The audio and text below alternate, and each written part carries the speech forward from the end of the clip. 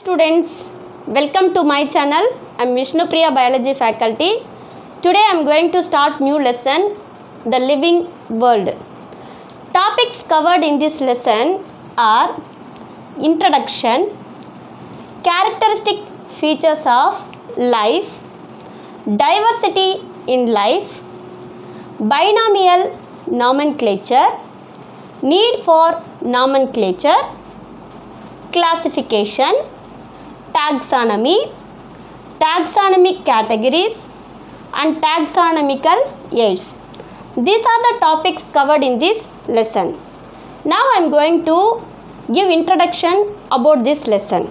See here, introduction.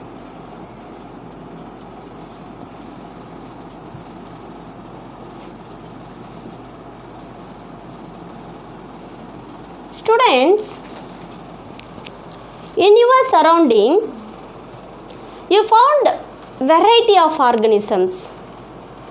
So what are they? Means you found cows,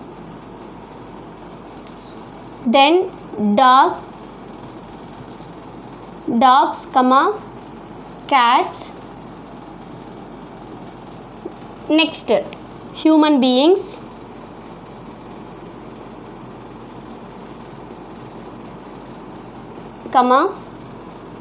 variety of insects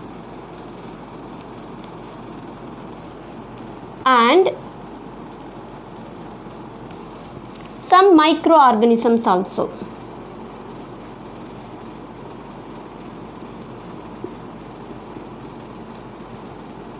You found like variety of organisms are present in our surroundings. Then only these organisms only present in your surroundings means no. Even if you see this in your surroundings, more varieties of plants also you found. More varieties of plants.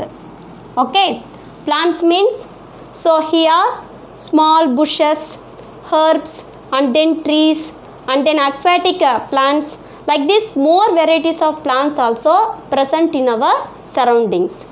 Then where you can found the vast organisms means you found vast organisms in the aquatic region only. You found vast organisms in the aquatic regions. So here aquatic regions means what? Water. In water you found different types of organisms. Not only the animals. You found different varieties of plants also in the water. So that different varieties of organisms are present in our surroundings, even in terrestrial or in the plants also. Okay. Like this, so many different varieties of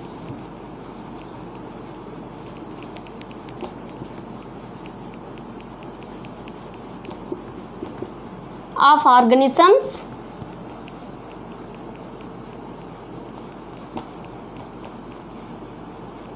present in our surroundings.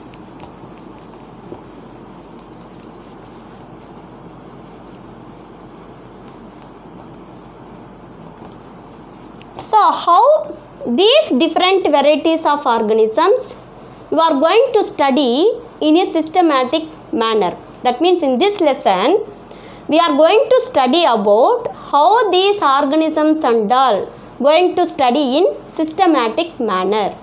Got it? So now I am going to explain about characteristic features of life or organisms. Number 1. Under characteristic features of living organism. See, before going to explain about the characteristic features of living organisms, students, already you studied in your lower section what are the difference between the living things and non-living things. So what are they? Means living things can grow, non-living things cannot grow. Living things can reproduce, non-living things cannot reproduce. Living things can move, non-living things cannot move. Then living things can shows the stimulus and response activity, and non-living things cannot shows the stimulus and response activity. Then living things can respire and non-living things cannot respire. Got it? Like this, you studied in your lower section about the characteristic features of living things. But here we are going to discuss in detailed manner. We are not going to discuss entire characteristic features. Only some distinct characteristic features only we are going to discuss. So what are the means? Number 1, living things can grow. That means how living things can exhibit the characteristic features growth. Then living things can reproduce. How the living things can reproduce with the help of different example we are going to discuss. Then living things can exhibit the metabolism. So how metabolism taking place in the living things. Then what are the process? With the help of example we are going to discuss. Then stimulus and response activity. So these characteristic features only we are going to discuss in this lesson. Okay. So the first one is living things can grow.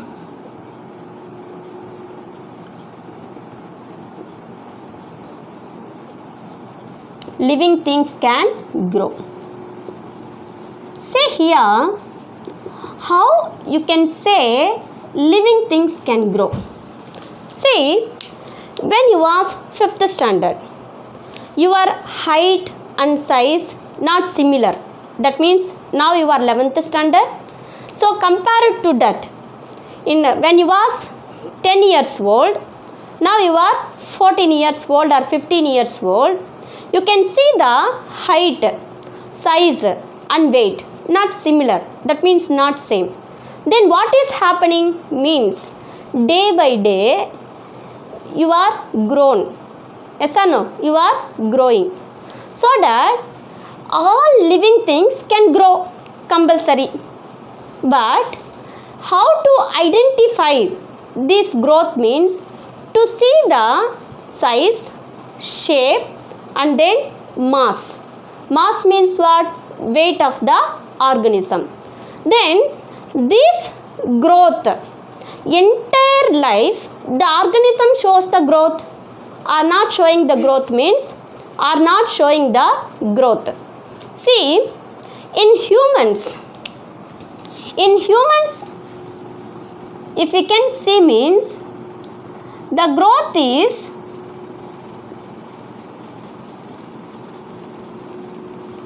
stop. The growth is stop at the particular age. At the particular age. Okay.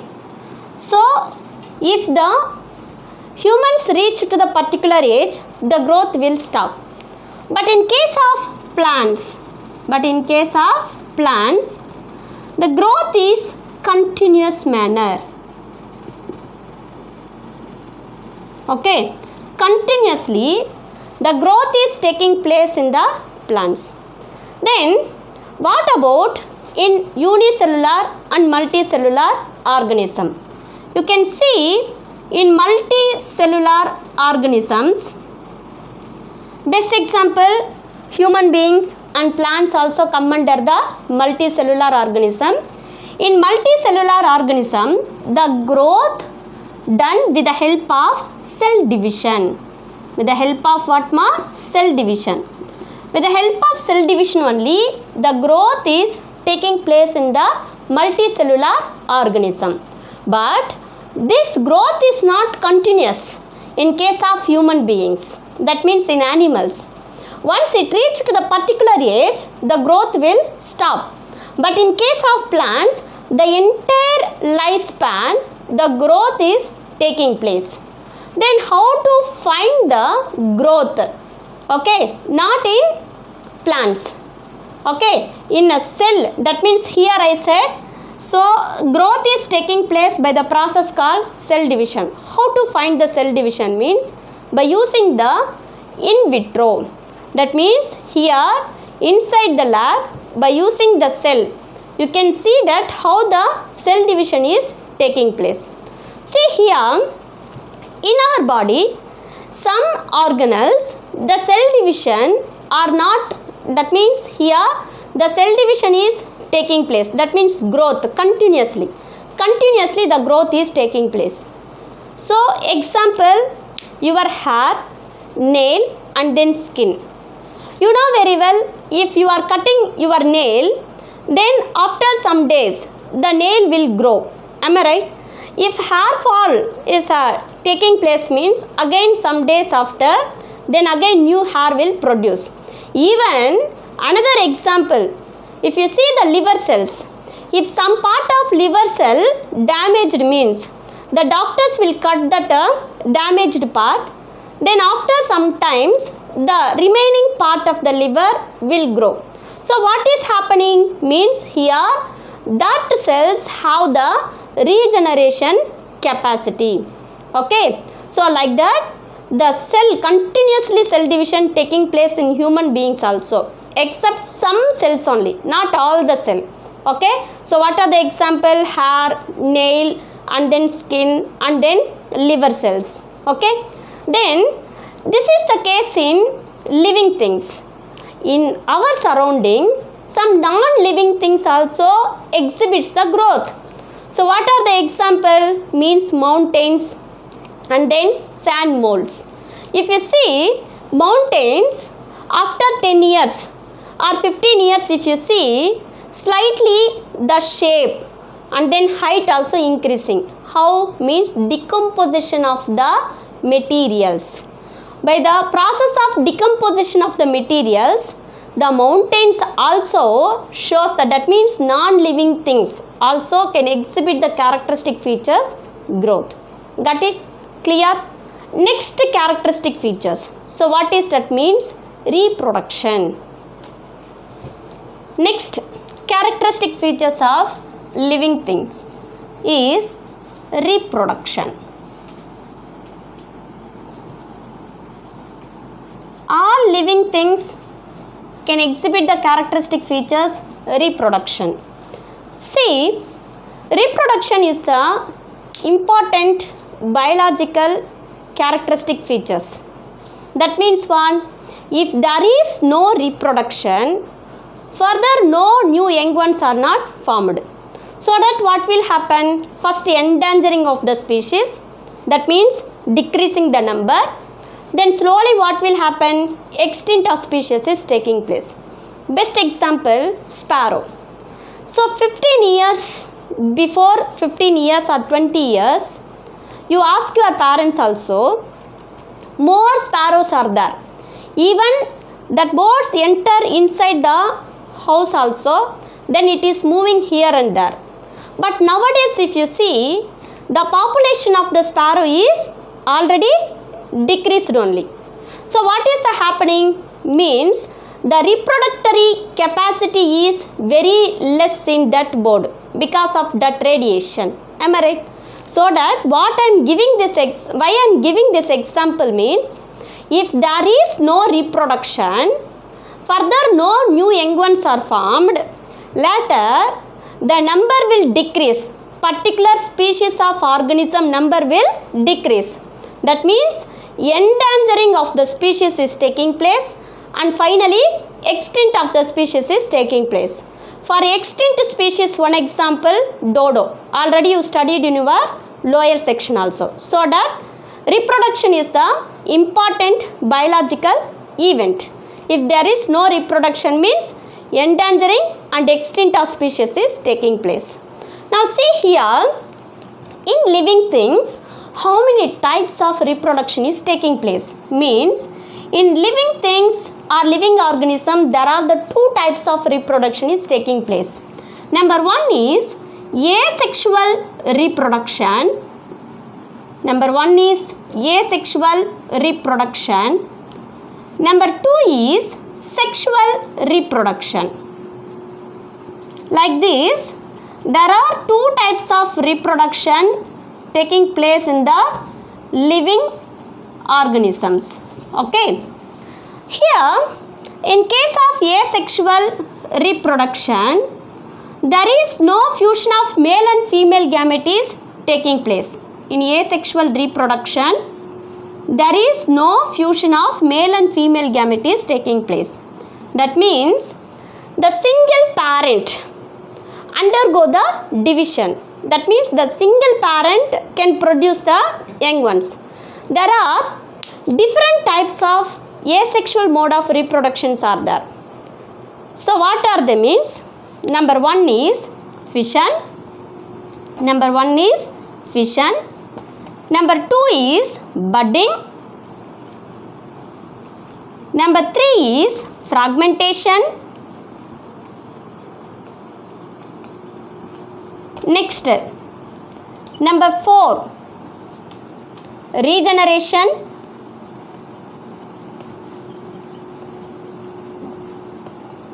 Okay, fission, budding, fragmentation and then regeneration.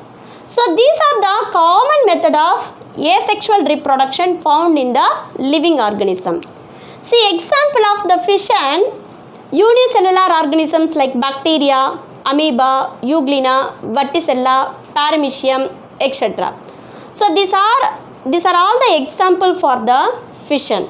This unicellular organism, the parent cell itself undergo the division into two equal part, and these that means two equal part and two daughter cells are formed. So these two daughter cells are identical to the parents. Then that two daughter cells again undergo the division and it produce the 4 organisms. Like that in unicellular organism, asexual reproduction is taking place. Then example of the budding, yeast and then hydra. See here, this is a yeast. In this yeast, a small bud is formed. So this small bud, so what will happen? Day to day, it increase their size. Okay, it increase their size. See here, this is called as bud. This bud increase the size. Once it reach to the particular size and shape, it separates from the parental cell. It separates from the parental cells. And again, these daughter cells also capable to produce the bud. Here the parent also capable to produce the another bud. Like this, in case of yeast, even in hydra also, asexual reproduction is taking place. Then coming to that fragmentation, best example of the fragmentation is Spirogyra. The Spirogyra breaking into two pieces, the two pieces can produce the, again undergo the fragmentation and produce the daughter cells. Then see here, another one is regeneration. In this regeneration, if the organism accidentally breaking into many parts, that all the parts, again it forms the rest of the part. Which part is not there in that particular piece, remaining organelles it will form by the process of regeneration. Got it? So like this, asexual reproduction taking place in the unicellular organism, fungi, okay, algae and etc. In case of fungi, how asexual reproduction is taking place means with the help of spores. So what are the different types of spores you found in the fungal cells means conidias and then zoospores. So with the help of this, what will happen? The organisms exhibit the asexual reproduction. Then coming to that, sexual reproduction. See, sexual reproduction means both the fusion of male and female gamete. See here, sexual reproduction.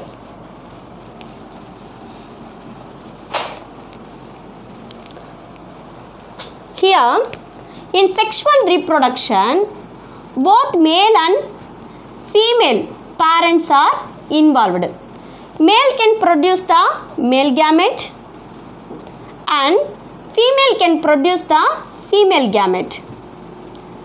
Both these gametes are fused together and produce the zygote.